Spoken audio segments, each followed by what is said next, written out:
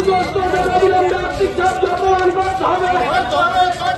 রাজ্যের বন্যা পরিস্থিতিকে জাতীয় বিপর্যয় হিসেবে ঘোষণা করতে হবে।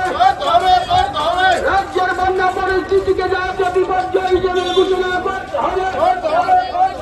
ইনকিলাব জিন্দাবাদ, ইনকিলাব জিন্দাবাদ।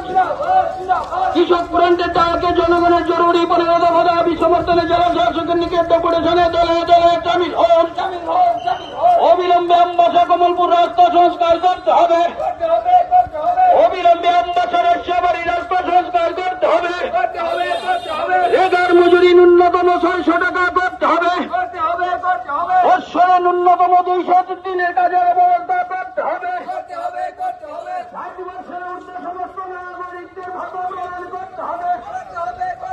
60 বছরের ঊর্ধ্বের সমস্ত নাগরিকদের ভাতা প্রদান করতে হবে।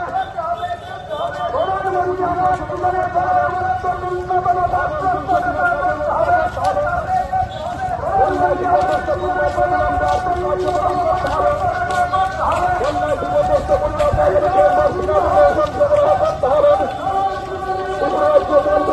বন্যায়